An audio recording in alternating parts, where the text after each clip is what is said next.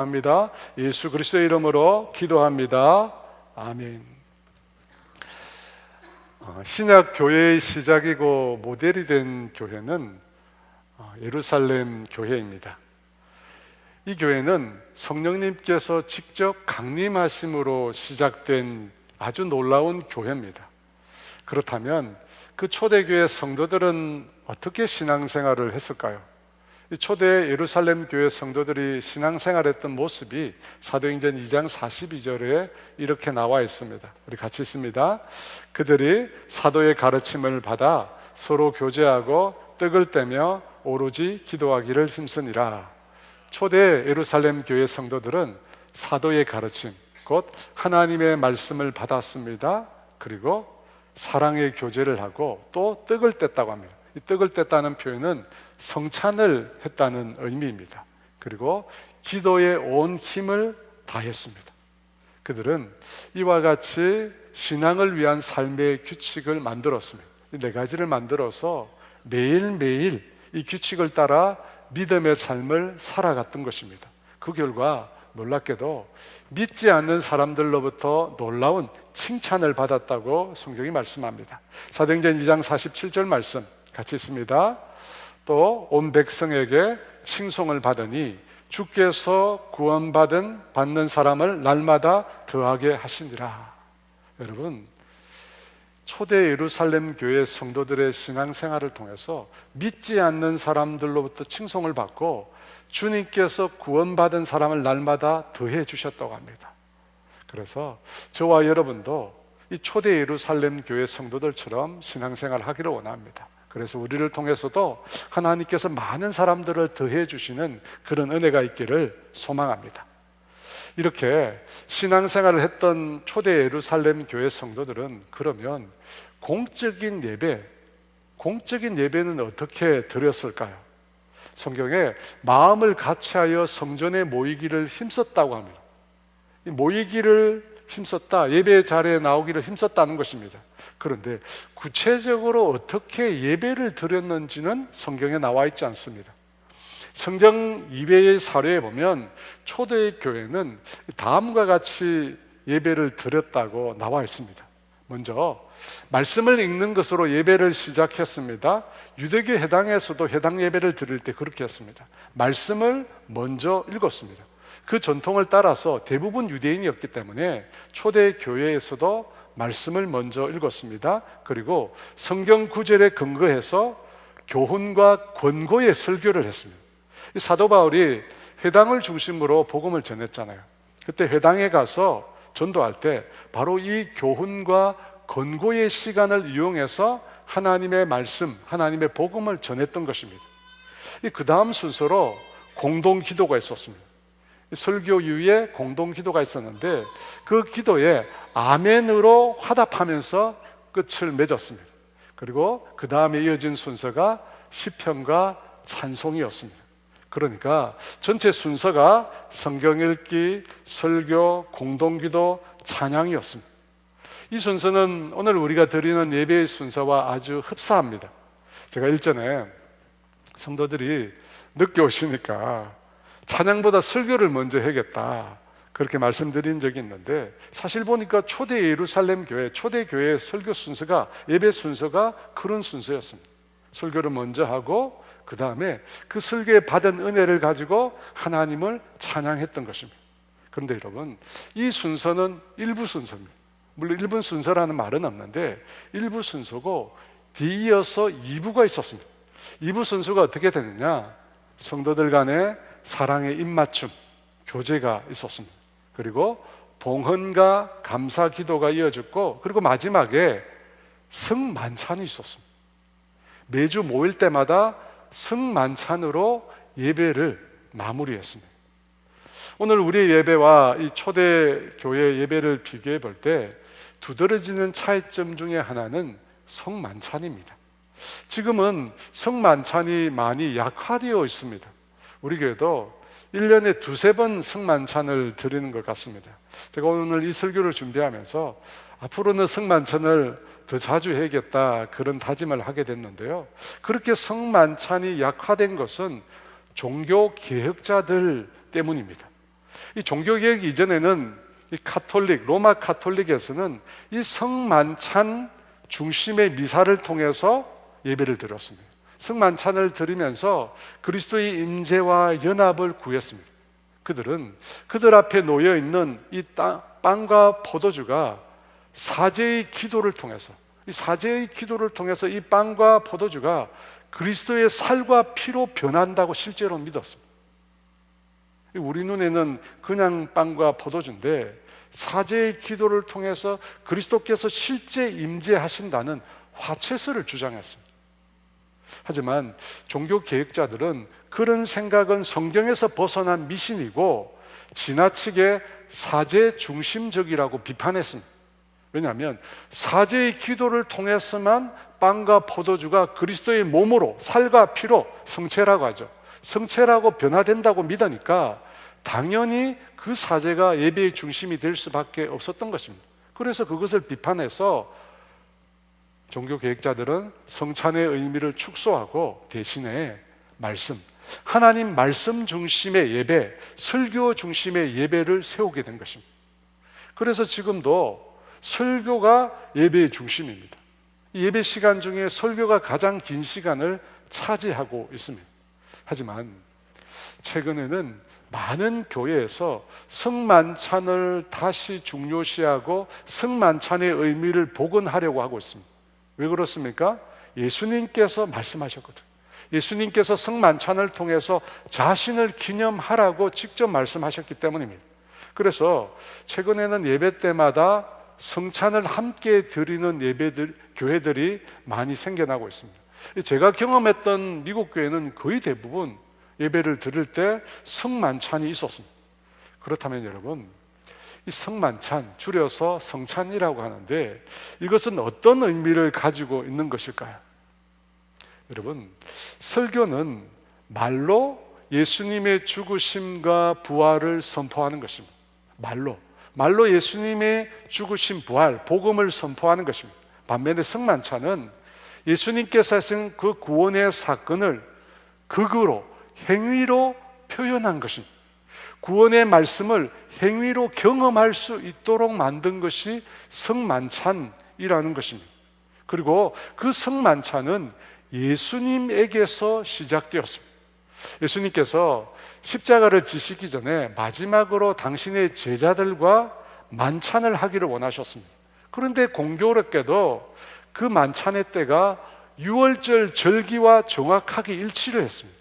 사실은 예수님께서 유월절에 하루나 이틀 전에 했던 그 유월절 식사를 염두에 두고 그렇게 결정하신 것입니다. 왜냐하면 예수님께서 제자들과 함께 식사를 했던 바로 그 시간이 유월절 어린 양을 잡는 바로 그 시간대였기 때문입니다.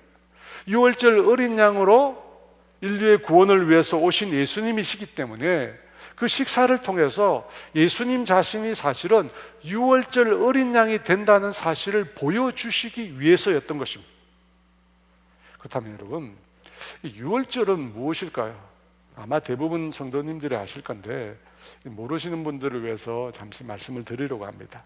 엊그제도 제가 사실은 길에서 유월절을 지켜야 한다는 사람들을 만났습니다. 여러분, 그분들은 하나님의 교회 안상홍 정인회라고 하는 이단입니다. 그러니까 그분들의 말씀을 들으면 안 됩니다. 여러분, 유월절은 출애굽기 12장에 나와 있는데요, 7절과 8절에 이렇게 말씀합니다.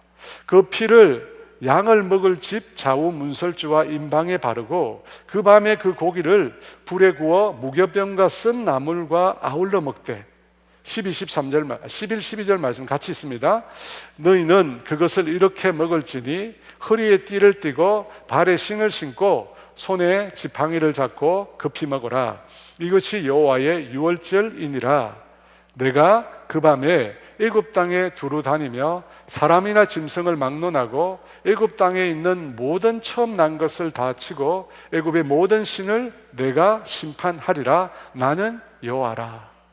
하나님께서 이스라엘 백성을 애굽 땅에서 구원해 내시기 위해서 애굽 땅에 10가지 재앙을 내리셨습니다. 그 마지막 10번째 재앙이 뭐냐면 애굽 땅에 있는 모든 장자를 죽이는 것이었습니다. 그런데 이스라엘 백성들은 그 장자의 죽음으로부터 면제되도록 했습니다. 단 조건이 있습니다. 규례를 지켜야 합니다. 어떤 규례입니까? 양을 잡아서 그 피를 그 집의 집 좌우 문설주와 임방에 바릅니다.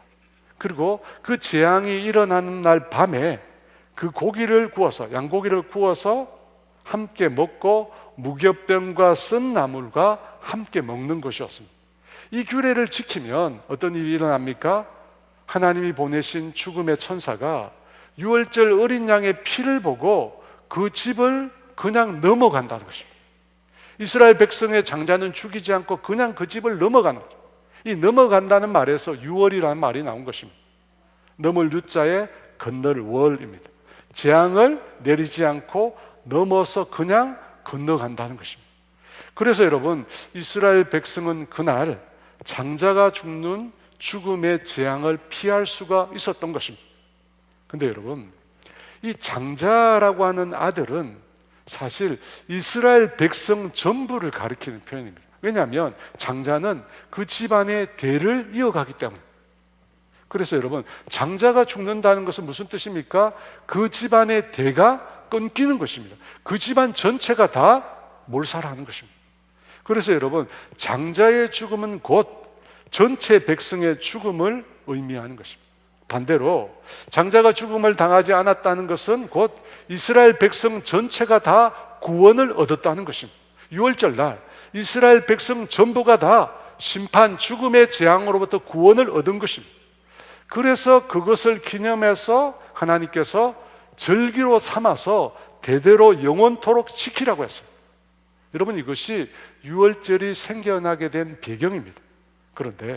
그런데 그날을 기념하는 유월절 만찬을 예수님께서도 제자들과 함께 하시겠다는 것입니다. 근데 뭐가 문제냐면, 뭐가 다른 점이냐면, 그날 양식으로 먹게 될 빵과 포도주에 대해서 예수님께서 유월절날 원래 해야 되는 의미 부여와 전혀 다른 의미를 부여하십니다. 여러분, 유월절이 뭡니까? 애굽으로부터 구원을 얻는 날입니다. 그런데 예수님께서는 그것을 말씀하시지 않고 전혀 다른 내용을 말씀하셨다는 것입니다. 그 말씀 24절입니다. 우리 같이 읽어보겠습니다. 축사하시고 떼어 이르시되 이것은 너희를 위하는 내 몸이니 이것을 행하여 나를 기념하라 하시고, 여러분, 유월절 식사이기 때문에 이스라엘 백성이 이집트에서 구원받은 출애굽 사건을 말해야 합니다. 원래 그것이 전통적으로 내려오는 유월절 식사 때 있어야 될 선언입니다. 그런데 예수님은 출애굽이 아니라 십자가를 말씀하십니다. 자신이 죽게 될 십자가를 말씀하고 계십니다. 이 유월절 식사 때는 이 고엽이라고 하는 쓴 나물과 함께 맛자, 누룩을 넣지 않는 딱딱한 과자처럼 생긴 것을 먹습니다. 이 그림은 좀 노릇노릇하게 맛있어 보이는데 실제로는 누룩이 들어가지 않은 무교병으로 맛이 없습니다.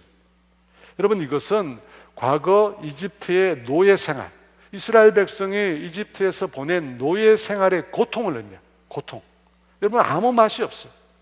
그런데 예수님께서는 그 맛자를 찢어서 제자들에게 주면서 뭐라고 말씀하십니까?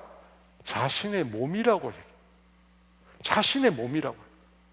이집트에서 겪은 노예 생활의 고통을 말씀하시는 것이 아니라 찢어 주시면서 이것은 자신의 몸이라고 말씀하십니다. 여러분, 무슨 뜻입니까? 예수님께서 십자가에서 자기 몸을 찢으실 것을 미리 보여주신 행동입니다. 죄인을 위하여, 그들을 구원하기 위해서 자신의 몸을 찢게 될 것을 미리 나타내 주신 것입니다. 여러분, 이사야 53장 5절에 이 말씀이 있습니다. 우리 같이 읽어볼까요? 그가 찔림은 우리의 허물 때문이요 그가 상함은 우리의 죄악 때문이라. 그가 징계를 받음으로 우리는 평화를 누리고 그가 채찍에 맞음으로 우리는 나음을 받았도다. 여러분, 인간의 죄를 제하시기 위해서 예수님께서 육체적인 고통을 당하셨습니다. 예수님께서 당신의 몸이 찢겨지시는 고통을 당하셨습니다. 여러분, 그 찢겨지심으로, 그 고통으로 인하여 인생이 죄악으로부터 사함을 받게 된 것입니다. 그의 상함은 우리의 죄 때문이라고 합니다. 예수님은 맞자를 먹으면서 이집트의 노예 생활의 고통을 곱씹으며 출애굽의 은혜를 되새겨야 될 그 시간에 십자가에서 죽게 될 죽음을 말씀하고 계십니다. 여러분, 이것은 출애굽 사건을 대체할 새로운 구원의 사건을 의미하는 것입니다. 이스라엘 백성이 지금까지 지켜왔던 그 출애굽의 구원의 은혜를 대신할 새로운 구원의 은혜, 십자가의 은혜를 보여주신 것입니다. 그래서 여러분, 우리가 성만찬의 떡을 먹음으로 예수님께서 우리 죄인을 대신한 그 대속의 은혜를 다시금 경험하게 되는 것입니다. 우리 대신 찢겨주신, 죄인이 당해야 될 고통을 대신 당하신 예수님의 그 은혜를 맛보는 시간인 것입니다. 여러분, 그것이 맞자를 찢어서 주신 예수님의 의도입니다. 두 번째로는 포도주를 드셨습니다. 유월절 식사 시간에는 총 4번의 포도주를 마시는 시간이 있습니다. 그 중에 3번째가 이 맞자를 떼어 먹은 후에 마시는 포도주입니다. 그런데 예수님은 이번에도 포도주 잔을 드시면서 출애굽이 아니라 또다시 자신에게 그것을 적용하십니다. 이 잔은 내 피로 세운 새 언약이라고 말씀하십니다. 25절 말씀입니다. 같이 있습니다. 식후에 또한 그와 같이 잔을 가지시고 이르시되 이 잔은 내 피로 세운 새 언약이니 이것을 행하여 마실 때마다 나를 기념하라 하셨으니. 여러분, 피라는 게 뭡니까? 성경에서 피는 죄를 속하는 수단입니다. 히브리서 9장 22절에 율법을 따라 거의 모든 물건이 피로서 정결하게 되나니 피 흘림이 없은즉 사함이 없느니라. 여러분, 피는 죄를 속하는 것입니다. 그런데 그 피를 예수님께서 말씀하시면서 자신의 피로 새 언약을 세우시겠다고 하십니다. 여러분, 새 언약, 여러분 이게 뭘까요? 새 언약이니까 옛 언약, 옛날 언약이 있지 않겠습니까? 여러분, 바로 그 옛날 언약이 뭐냐면 유월절을 통해서 하나님께서 이스라엘 백성을 구원하신 이후에 그 이스라엘 백성이 시내산이라는 곳에 이르러 하나님과 언약을 맺게 됩니다. 여러분, 그 언약이 바로 옛 언약입니다. 출애굽기 19장 5절 말씀, 6절 말씀인데요. 같이 있습니다.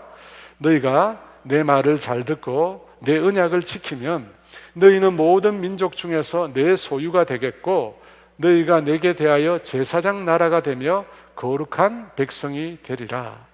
출애굽한 이후에 시내산에서 하나님과 이스라엘 백성이 언약을 맺었습니다. 여러분, 그 언약의 내용이 뭐냐면 바로 십계명입니다. 십계명, 넓은 의미로 율법입니다. 여러분, 그 율법을 지키면 어떻게 된다고 합니까? 이스라엘 백성이 하나님의 소유가 됩니다. 제사장 나라가 되고 거룩한 백성이 될 것이라고 말씀했습니다. 그 언약, 그 율법의 말씀을 지키면 그렇게 된다는 것입니다. 하지만 이스라엘 백성은 그 언약을 지키지 못했습니다. 하나님 외에 다른 신을 섬기지 말라고 했는데 우상을 만들어 섬겼습니다. 하나님을 버리고 우상 앞에 나아가 절을 했습니다. 내 이웃을 사랑하라고 했는데 내 이웃의 것을 도둑질했습니다. 자신의 힘으로, 위력으로 이웃의 것을 빼앗았습니다. 이스라엘 백성은 옛 언약을 지키지 못했습니다. 그래서 예레미야 31장 31절과 2절에 보면 새 언약을 말씀하시면서 이스라엘 백성이 그 옛 언약을 지키지 못한 것을 이렇게 말씀합니다. 우리 같이 있습니다. 여호와의 말씀이니라. 보라, 날이 이르리니 내가 이스라엘 집과 유다 집에 새 언약을 맺으리라. 이 언약은 내가 그들의 조상들의 손을 애굽 땅에서 인도하여 내던 날에 맺은 것과 같지 아니할 것은 내가 그들의 남편이 되었어도 그들이 내 언약을 깨뜨렸음이라. 새 언약을 말씀하시면서 옛 언약에 대해서 뭐라고 말씀하십니까? 하나님께서 그들의 손을 애굽 땅에서 인도해냈다는 겁니다. 그들을 손잡고 하나님이 이스라엘 백성을 구원해냈습니다. 그리고 언약을 맺었습니다. 그때 뭐라고 말씀하셨습니까? 내가 그들의 남편이 되었어도. 여러분, 언약이라고 하는 게 사실은 결혼 예식과 똑같은 겁니다. 하나님이 그들의 남편이 되었답니다. 근데 그들이 어떻게 했습니까? 그 언약을 깨뜨렸다는 겁니다. 그들의 언약을 깨뜨렸다는 거예요. 그래서 예수님께서 무슨 말씀하셨습니까? 이제 새 언약을 다시 맺겠다는 것입니다. 그 새 언약에 따라서 세워질 새로운 백성은 새로운 이스라엘입니다. 그 사람들을 성경에서는 영적 이스라엘, 영적 이스라엘이라고 말씀합니다. 여러분, 그들이 누굴까요? 다름 아닌 오늘날 교회입니다. 예수를 주로 고백하는 사람들, 여러분, 그들이 바로 새 언약의 백성들입니다. 여러분, 그렇다면 이 새 언약의 백성들은 이전의 이스라엘과 어떻게 다를까요? 옛 언약의 백성들은 아브라함의 혈통을 따라서 난 자들입니다. 아브라함의 혈통을 이어받은 후손들입니다. 그들은 할례를 통해서 자신이 아브라함의 후손임을 표시했습니다.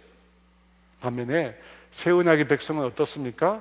예수를 믿음으로, 예수님을 주로 고백함으로 하나님의 자녀가 된 사람들입니다. 요한복음 1장 12절 말씀 같이 읽을까요? 영접하는 자 곧 그 이름을 믿는 자들에게는 하나님의 자녀가 되는 권세를 주셨으니. 여러분, 새 언약의 백성들은 인간의 혈통을 따라서 된 사람들이 아닙니다. 새 언약의 백성들은 예수님을 믿음으로, 예수님으로 말미암아 물과 성령으로 거듭난 사람들입니다. 새 언약의 백성들은 이제 더 이상 아브라함의 혈통을 따라 난 자들이 아닙니다. 그들은 하나님의 영에 의해서 새롭게 태어난 자들입니다. 위로부터 하나님께로부터 성령에 의해서 새롭게, 완전히 새롭게 태어난 사람들, 여러분, 그들이 바로 새 언약의 백성들입니다. 여러분, 그 새 언약의 백성들은 더 이상 율법이 아닌 성령을 따라 살아가는 사람들입니다. 옛 언약의 백성들은 율법을 따라 살아가는 사람들이었습니다. 하지만 그들은 율법을 지키지 못했어요. 율법을 지킬 능력이 그들에게 없었습니다. 그래서 율법은 그들에게 구원의 수단이 못 되었습니다. 율법은 그들에게 죄를 지적하고 죄를 통해서 사람들을 정죄하는 수단이 되었습니다. 왜? 인간이 율법을 지킬 수 없으니까요. 그래서 여러분, 율법은 온전한 법이 오기까지 한시적으로 주어진 법에 불과했습니다. 온전한 법, 더 이상 눈으로 보이는 율법이 아닌 하나님이 우리의 심령 가운데 새겨준 마음의 법, 여러분, 그 법은 성령님에 의한 법입니다. 성령님에 의한 법. 그래서 여러분, 새 언약의 백성은 더 이상 율법을 따라 사는 것이 아니라 성령님을 따라, 우리에게 부어진 성령님을 따라 하나님의 말씀을 쫓아 살아가는 사람들인 것입니다. 바로 예수님은 자신의 몸과 피를 통해서 이 새 언약의 백성들을 세우려고 하신 것입니다. 인간의 혈통이 아니라 성령님으로 거듭난 영의 사람들을 세우고자 한 것입니다. 그들은 율법이 아니라 신비에 새겨준 성령을 따라 살아가는 자들입니다. 여러분, 바로 성만찬을 통해서 예수님께서 말씀하신 새 언약의 백성이 바로 그 사람들입니다. 오늘 우리 교회를 말하는 것입니다. 그러니까 여러분, 예수님은 성만찬이라고 하는 것을 통해서 두 가지를 우리에게 알려주셨습니다. 하나는 십자가의 대속의 은혜입니다. 죄인을 대신하여 죽으신 예수님의 십자가의 은혜를 말합니다. 두 번째, 또 하나는 그 예수님의 대속으로 인하여 새 언약, 새로운 백성이 탄생할 것을 말씀하셨습니다. 여러분, 주님은 그것을 기억하면서, 그 두 가지를 기억하면서 그것을 행할 때마다 나를 기념하라고 말씀하셨습니다. 25절 말씀인데요, 다시 한번 읽어볼까요? 식후에 또한 그와 같이 잔을 가지시고 이르시되 이 잔은 내 피로 세운 새 언약이니 이것을 행하여 마실 때마다 나를 기념하라 하셨으니, 포도주를 마실 때마다, 성찬식 때 맞자를 떼서 먹을 때마다 나를 기념하라 말씀하셨습니다. 그래서 여러분, 초대교회에서 예배 때마다 성찬식을 행했던 것입니다. 여러분, 주님은 그 성찬식에서 나를 기념하라고 했습니다. 왜 기념하라고 했을까요? 여러분, 기념하라는 뜻이 뭡니까? 왜 기념하는 것입니까? 기억하기 위해서. 주님이 우리에게 베푸신 그 은혜를 기억하기 위해서입니다. 우리나라에도 기념일이 참 많습니다. 3.1절, 제헌절, 광복절, 또 얼마 전에 있었던 개천절. 왜 이런 기념일을 둡니까? 역사적인 사건을 잊지 않고 기억하기 위해서, 기억하기 위해서 기념하는 것입니다. 마찬가지로 예수님께서도 성찬, 성만찬을 통해서 기억하라는 것입니다. 무엇을 기억하라는 것입니까? 두 가지입니다. 두 가지.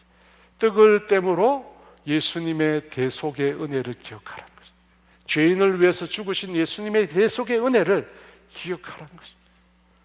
포도주의 나눔을 통해서 피 흘림의 제사를 통해서 우리의 죄를 사해 주심으로 새 언약의 백성으로 삼아 주신 은혜. 여러분, 우리가 어떻게 구원받아요? 이 죄인들이 어떻게 하나님 앞에 의인이 돼요? 근데 예수님께서 그렇게 죽어주심으로 우리를 새 언약의 백성으로 삼아 주신 것, 그 은혜를 기억하라는 것입니다. 사랑하는 여러분, 이 기억이라고 하는 것은 정말 중요합니다. 기억이라고 하는 건 너무 중요해요. 1, 2차 세계대전을 일으킨 대표적인 전범 국가는 독일과 일본입니다. 그런데 여러분, 이 두 나라는 과거를 기억하는 면에서 너무나 대조가 됩니다. 일본은 자신이 저지른 범죄를 숨기고 은폐하려고 지금도 부단히 애쓰고 있습니다. 반면에 근래 독일은 자신들이 저지른 범죄를 기억하려고 애쓰는 나라로 그렇게 여겨지고 있습니다. 2021년 퇴임을 앞둔 메르켈 독일 총리는 이 2차 대전에 자행된 나치의 홀로코스트, 유대인 대학살을 받은 피해자를 추모하는 야드바셈 박물관이라는 곳입니다. 그곳에서 영원의 불을 밝히면서 그 앞에 헌화를 했습니다. 그리고 머리를 숙여서 참배했습니다. 그녀는 2019년 12월에도 아우슈비츠 비르케니우스 이 강제 수용소 박물관을 찾아가서 독일인이 저지른 야반적 범죄에 대해 마음 깊이 부끄러움을 느낀다고 사죄했습니다. 그 다음 사진은 1970년 12월 7일 빌리 브란트 서독 총리가 폴란드 바르샤바의 유대인 위령탑 앞에서, 그날은 비가 오는 날이었습니다. 그런데 비를 맞으며 바닥에 무릎을 꿇고 나치 만행에 대해서 사죄했습니다. 여러분, 이 장면이 사죄와 화해를 상징하는 역사적인 장면이라고 알려져 있습니다. 여러분, 그뿐만 아니라 독일 사법당국은 지금도 이 니른베르크에서 전범 재판이 종료된 지 78년이 지났는데 지금도 나치 전범을 추적해서 재판에 회부시키려고 노력을 아끼지 않고 있다고 합니다. 사랑하는 여러분, 과거라는 것을 기억해야 합니다. 왜 과거를 우리가 기억해야 합니까?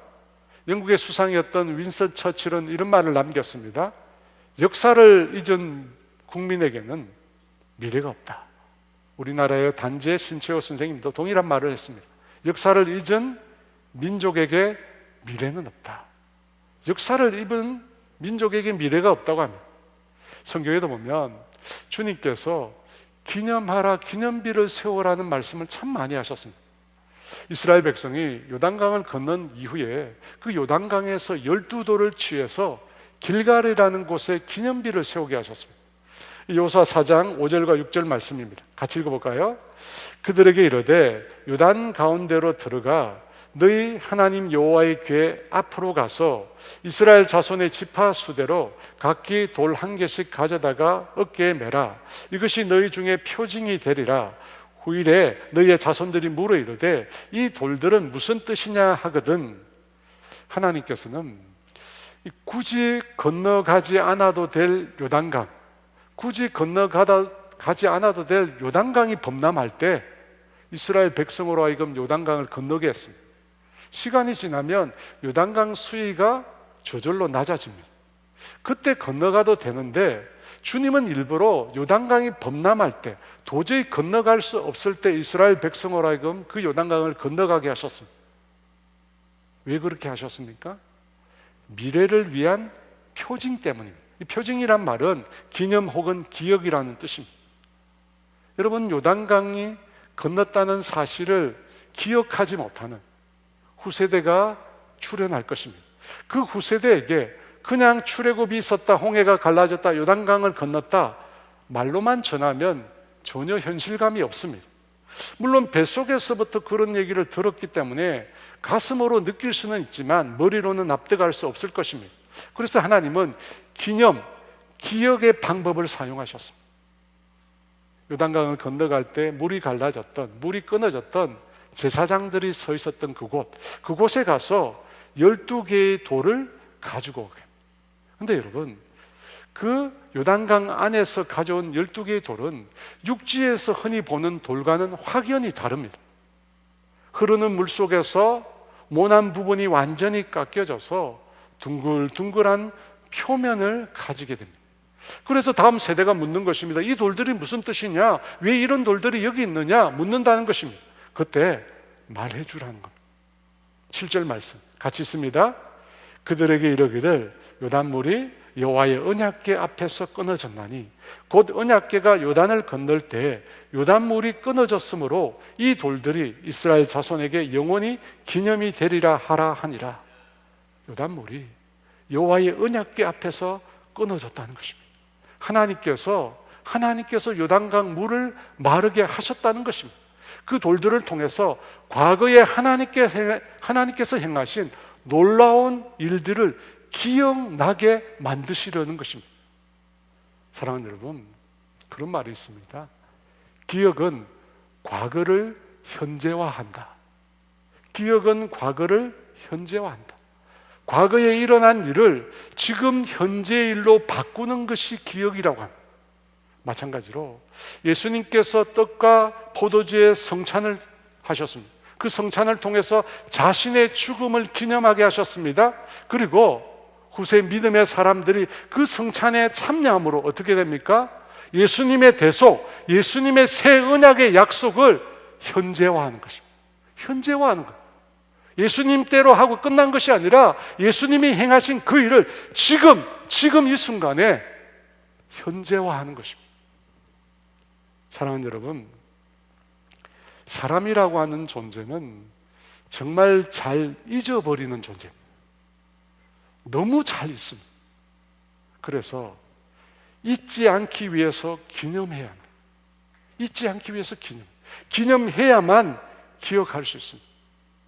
여러분, 우리가 결혼 기념일도 늘 기념하잖아요. 여러분, 그날을 기념해야 우리가 결혼 때 어떤 마음으로 서로를 사랑하는지 다시금 기억할 수 있는 것입니다. 이 얘기를 하면 저희 막내가 아마 싫어할 것 같은데 아마 집에 가면 한 소리 할 것 같아요. 사실 저희 집 막내는 태어날 때 선천성 대사 이상이라는 병을 가지고 태어났었습니다. 그 대사 이상 중에 저희 막내는 갑상선에 문제가 있었습니다. 이 갑상선에 문제가 있는 경우는 두 가지 경우인데, 하나는 갑상선 자체가 없는 경우가 있습니다. 그리고 두 번째는 갑상선은 있는데 그 갑상선에서 호르몬이 제대로 분비되지 않는 것입니다. 저희 막내는 후자였습니다. 갑상선은 있는데 호르몬을 잘 만들지 못한다는 것입니다. 처음 그 소식을 들었을 때 정말 당황했습니다. 병원에서 오라고 그러거든요. 정말 당황했습니다. 무슨 일인가? 마음의 갈피를 잡지 못했습니다. 그러고 나서 그 말을 듣고 인터넷을 뒤졌습니다. 저는 그 당시까지 갑상선 호르몬이 그렇게 중요한 호르몬인지 전혀 몰랐습니다. 그런데 이 갑상선 호르몬이 제대로 나오지 않으면 아이가 지능이 낮거나 아이의 신체 발육에 심각한 문제가 생긴다는 것입니다. 의사의 말로는 약을 꾸준히 복용하기만 하면 정상적으로 자라는데 전혀 문제가 없을 것이라고 얘기를 했습니다. 하지만 여러분, 우리가 환자로 있을 때 공통적으로 느끼는 건데, 긍정적인 말은 자꾸만 기등으로 흘러가는 거예요. 의사의 그 말은 흘러가고, 과연 이 아이가 정상적으로 자랄 수 있을까? 평생 약을 복용한다는데 그 약의 부작용은 없을까? 그런 근심과 걱정이 참 많았습니다. 근데 여러분, 그것보다 더 힘든 게 뭐냐면 2달에 한 번씩 병원에 가서 아이의 피를 뽑는 것입니다. 체열을 해서 아이의 상태를 검사해야 합니다. 근데 갓난아기라 혈관을 찾을 수 없는 겁니다. 그래서 어쩔 수 없이 사타구니 혈관에서 피를 뽑아야 했습니다. 여러분, 그 피를 뽑을 때마다 그 아이가 정말 병원이 떠나가도록 자지러지는 것입니다. 우는 아이를 그렇게 달래어서 피를 뽑고 나면 그날은 저희 부부가 정말 말대로 대자로 뻗는 날이에요. 그런 아이를 보면서 목사님, 제가 할 수 있는 게 뭐겠습니까? 밤마다 딸을 침대에 누이고 그 애를 위해서 간절히 기도하는 것밖에 없었습니다. 여러분, 그렇게 만 4년을 보냈습니다. 만 4년. 만 4년이 지난 후에 딸아이의 상태를 보려고 병원에 갔는데, 당시 의사분이 같은 교회 집사님이었거든요. 그분이 저를 보고 목사님, 더는 병원에 올 필요가 없습니다 말을 하시는 거예요. 성품이 너무 조용한 분이라 너무 표안나게 말씀하시는 거예요. 이제 괜찮으니까 약을 먹지 않아도 된다는 겁니다. 갑상선이 제 기능을 한다는 겁니다. 만 4년 만에. 그날 병원을 나서는데 그때 제 기분을 뭐라고 표현할 수 없어요. 너무 기쁜 거예요. 하나님 정말 살아계시구나. 하나님 정말 기도에 응답하시구나. 하나님 이 은혜를 어떻게 갚을 수 있겠습니까? 근데 여러분, 딱 3년이었습니다. 딱 3년이 지났는데 어느 날 그 일을 잊어버린 겁니다. 우리 딸이 아팠었나? 너무 까마득하게 멀리 떨어져 있는 일처럼 느껴진 겁니다. 제가 그걸 인식하는데 너무 기가 막힌 거예요. 너무 기가 막혀요. 그때 아플 때 그 아이를 위해서 제발 건강하게만 자라다오. 다른 거 아무것도 필요 없다고. 다른 거 아무것도. 제발 다른 아이들처럼만 자라게 해다오. 그렇게 기도했거든요. 그런데 여러분, 그걸 잊어버려요. 어떻게 그걸 잊어버려요? 근데 그걸 잊어버리고 있는 욕심 없는 욕심 다 제가 부리고 있는 거예요. 여러분, 그때 제가 너무 큰 충격을 받아요. 어떻게 이런 은혜를 잊을 수 있는가? 어떻게 이런 은혜를 잊을 수 있어? 어느 목사님이 그런 간증을 하대요. 그 목사님 결혼식이 정말 힘들었대요. 제 얘기는 아닙니다. 결혼식이 너무 힘들었대요, 그 목사님. 결혼식을 다 마치고 제주도에 도착해서 호텔방에 들어갔다고 합니다. 그때 호텔방에 들어가는데 사모님이죠. 그때는 목사 사모가 아니었대요. 이 신부가 호텔방에 들어서면서 하는 말이 아이 재수 없어. 아이 재수 없어. 근데 그 말이 결혼한 지 40년이 지났는데 잊혀지지 않는데, 자기랑 결혼한 일이 재수 없다고 말하는 그 말이 40년이 지나도 잊혀지지. 여러분, 상처는 잘 안 잊혀져요. 근데 우리가 받은 은혜는 너무 쉽게 망각합니다. 하나님이 우리에게 베풀어 주신 은혜가 어떤 은혜인데 우리가 그걸 망각합니까? 근데 망각해버려요. 그리고 상처는 고이고이 간직합니다. 사랑하는 여러분, 이스라엘 백성들이 출애굽하여 광야 생활을 하는데, 그 광야 생활을 할 때 이스라엘 백성이 어떤 말을 한지 아십니까? 애굽에 있을 때가 좋았대요. 애굽에 있을 때가 좋았대요. 민수기 11장 18절 말씀 같이 볼까요?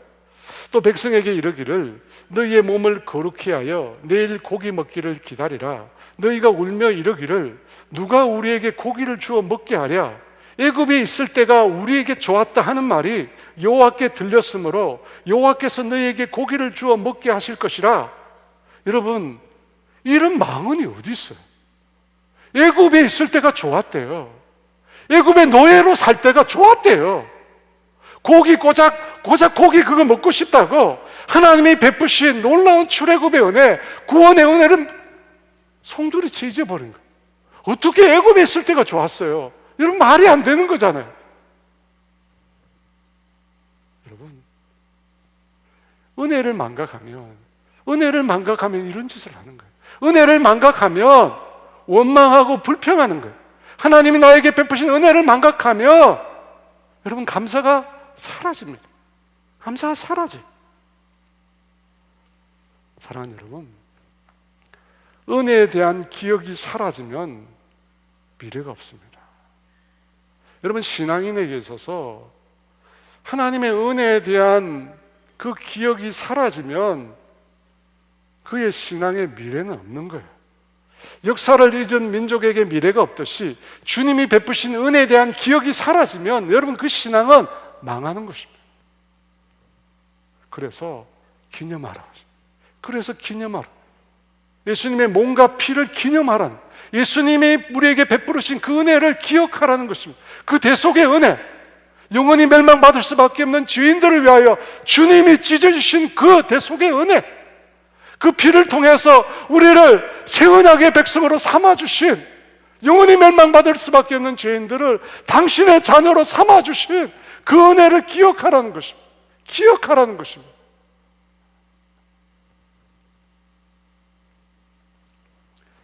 얼마 전에 사랑의 교회 옥하는 목사님의 14주년, 고 사랑의 교회 옥하는 목사님 14주년 기념 예배가 있었습니다. 옥 목사님은 제2시대, 제 나이 목회자들에게 사표 참 스승이 되시는 목사님입니다. 사실 그때 제가 옥하는 목사님 장례식에 참여를 했었습니다. 그 당시 그 고인의 영전 앞에 한없이 눈물을 흘리는 여자분이 한 분 계셨어요.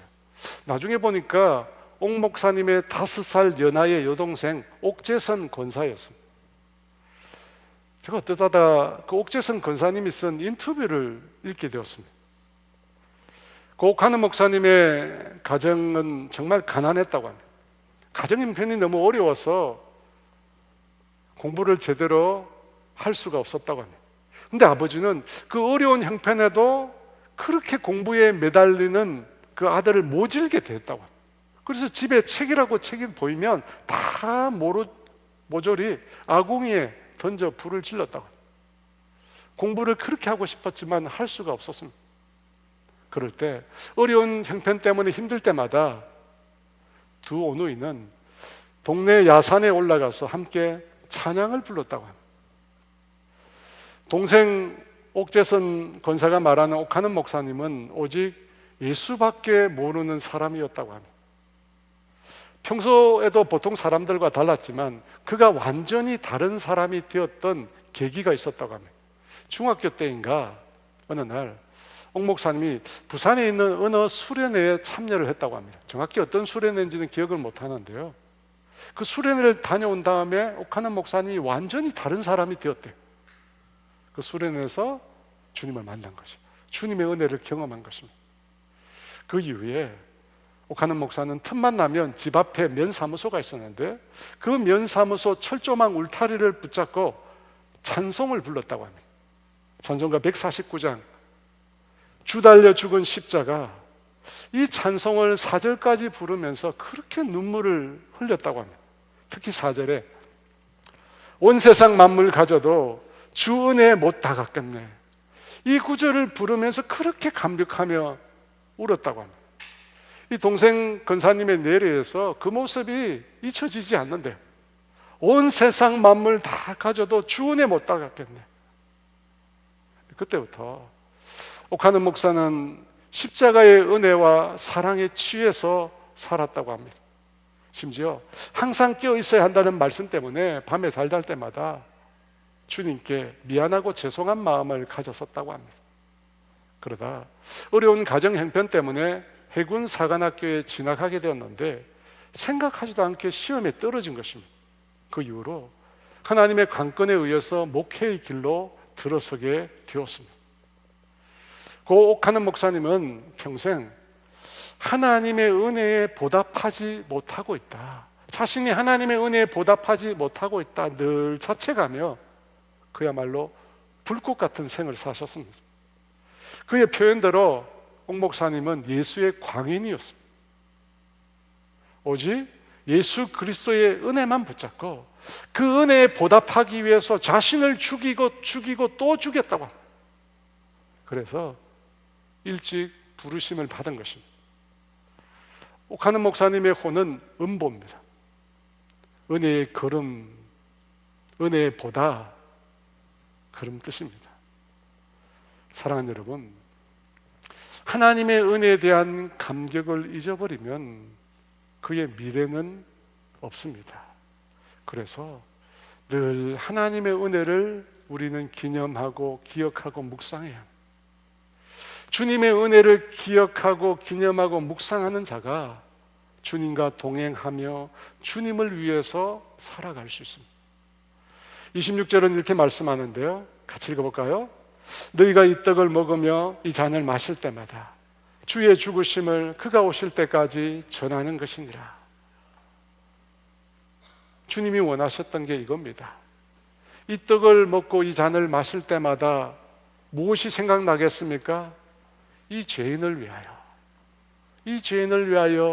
십자가에서 찢기신 예수 그리스도의 대속의 은혜, 이 죄인을 위하여, 영원히 멸망받을 수밖에 없는 이 죄인을 위하여 자신의 피를 흘려주시고 그 은혜로 새 언약의 백성으로 우리를 삼아주신 그 은혜, 여러분, 그 은혜가 기억난다는 것입니다. 그 은혜가 기억난다. 여러분, 그 은혜를 기억하는 사람만이 주님이 오시는 그날까지 복음을 전하는 삶을 살 수 있는 것입니다.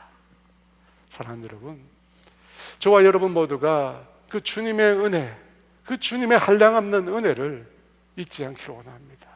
그 은혜를 날마다 묵상하며 그 은혜를 날마다 기억하며 그 은혜를 내 삶 가운데 이루어가는 그런 주님의 사람들 다 되시기를 주의 이름으로 축원합니다. 목사님이 생전에 그렇게 사랑하셨다고 하는 우리 주 달려 죽은 십자가라는 찬양 드리며 주 앞에 함께 나아가겠습니다. 주 달려 죽은 십자가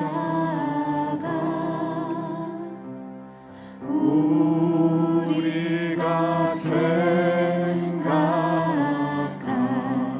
때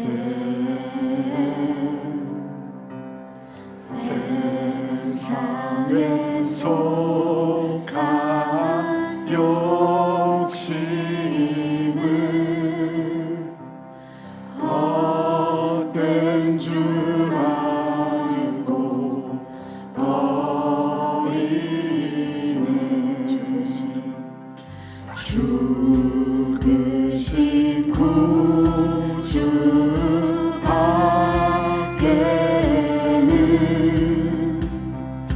사랑을 알게 하소서. 보혈의 공로히 이워 교만한 마음을 버리네. 올라온 십자가, 올라온 십자가, 날 위해 주신 주님의 생명 얻네. 올라온 십자가, 올라온 십자가, 모두 나와 주의 은혜를 찬양하리. 못 박힌 손발 보니 그 잠이 나가네.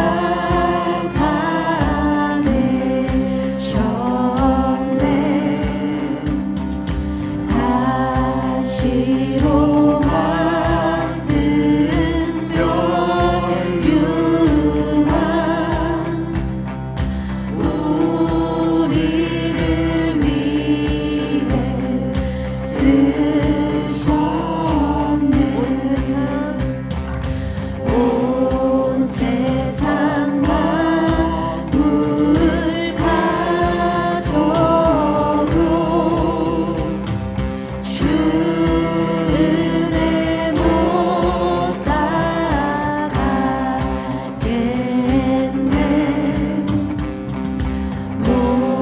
놀라운 사랑 받은 나 몸으로 재물 삼겠네. 놀라운 십자가 놀라운 십자가 날 위해 죽으신 주님의 생명에 놀라운 십자가 놀라운 십자가 모두 나와 주의 은혜를 찬양하리. 주 달려 죽은 십자가 우리가 생각할 때에 세상에 속한 욕심을 헛된 줄 알고 버리네.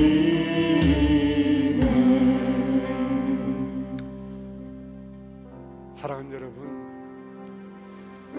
역사를 잊은 국가와 민족은 미래가 없다고 했습니다. 신앙인도 동일합니다. 주님이 우리를 위하여 베푸신 은혜를 잊어버린 사람의 미래는 없습니다. 하나님의 은혜를 잊어버리고 무엇으로 살겠습니까? 여러분, 우리에게 정말 중요한 거 하나님의 은혜를 기념하고 기억하고 묵상하는 것입니다. 우리에게 정말 주님이 요구하신 게 그거예요. 영원히 멸망받을 수밖에 없는 이 죄인을 위하여 그렇게 찢기시고 고통당하신 주, 우리를 당신의 새 언약의 백성, 하나님의 은혜로 성령의 사람으로 만드시기 위해서 그렇게 치르신 그 십자가의 그 사랑, 여러분 그걸 잊어버리면 우리는 망하는 것입니다. 주님은 에베소 교회를 향하여 너희 처음 사랑을 버렸다고, 너희 처음 사랑을 버렸다고 말씀하셨습니다.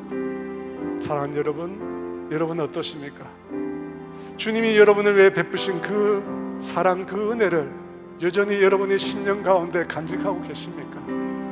구원의 은혜뿐만 아니라 나를 고쳐주신 은혜, 나를 인도해 주신 은혜, 나를 수렁에서 사망의 음침한 골짜기에서 나와 함께 해주셨던 그 은혜, 여러분 여전히 여러분의 마음 가운데 간직하며 살고 계십니까? 여러분 이 시간 주님 그 은혜에 붙들려 살게 해주세요. 십자가의 그 은혜, 그 사랑에 붙들려서 살아갈 수 있도록 하나님 나를 붙들어 달라고 우리 주여 외쳐 같이 기도합니다. 주여,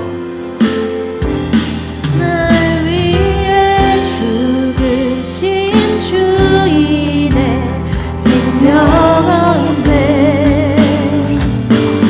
놀라운 십자가 놀라운 십자가 모두 너와 주의 은혜를 찬양하리. 놀라운 십자가 놀라운 십자가 날 위해 죽으신 주인의 생명인데 놀라운 십자가 놀라운 십자가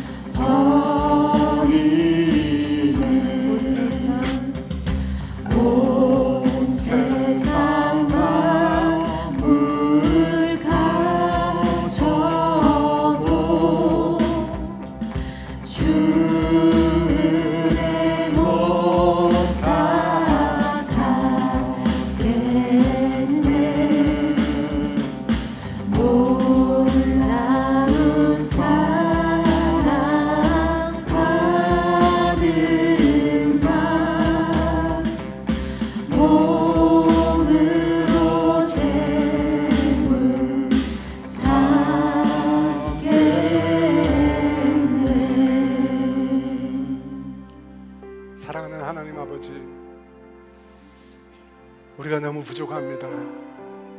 그렇게 많은 은혜를 경험하고 그렇게 많은 사랑을 경험했음에도 순식간에 다 잊어버리고 애굽에 있을 때가 좋았다고, 애굽에 있을 때가 좋았다고 하나님 앞에 원망하고 불평했던 우리의 이 불순종을 주님 용서하여 주시옵소서. 우리 입술에서 은혜에 대한 감사가 떠난 지 오래되었습니다. 주님 용서해 주시옵소서. 다시금 우리 안에 하나님이 베푸셨던 그 놀라운 은혜에 대한 감격이 회복되게 해주세요. 주께서 베푸셨던 그 구원의 감격, 그 대속의 은혜, 그 십자가의 은혜, 그 새 언약의 은혜, 하나님 다시금 회복하게 하여 주시옵소서. 그래서 그 은혜 안에 계속 머무는 우리가 되게 하여 주시옵소서. 그래서 하나님 그 은혜에 보답하는 삶을 살아가는 우리가 될 수 있도록 도와주시옵소서. 지금은 우리 주 예수 그리스도의 은혜와 하나님의 다함이 없는 사랑하심과 성령님의 교통하심과 인도하심과 위로하심, 은혜를 기억하며 묵상하며 은혜를 따라 살기로 결단하는 사랑하는 성도들 위해 이제로부터 영원토록 함께 하시기를 간절히 축원하옵나이다.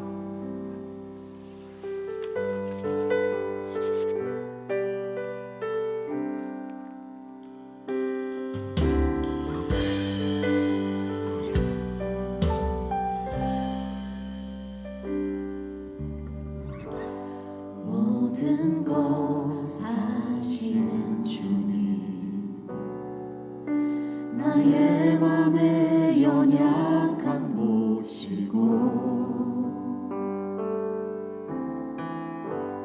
부족한 그 모습대로 주님 마음에 새겨주시네.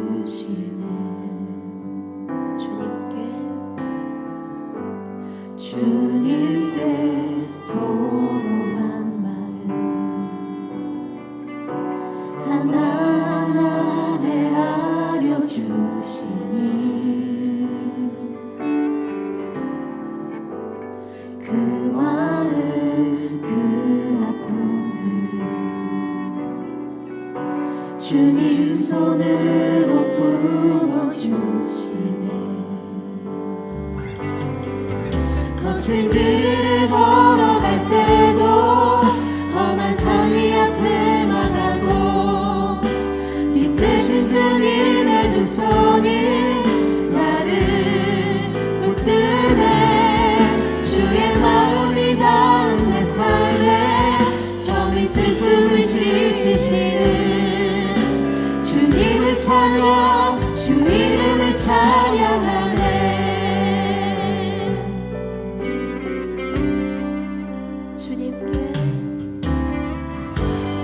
주님께 도로한 마음 하나하나 헤아려 주시니 그 마음 그 아픔들 주님 손으로 품어주시니 거친 길을 걸어갈 때도 험한 산 위 앞을 막아도 빛 되신 주님의 두 손이 나를 붙드네. 주의 마음이 닿은 내 삶에 정의 슬픔을 씻으시는 주님을 찬양, 주 이름을 찬양. 거친 길을 걸어갈 때도 거친 길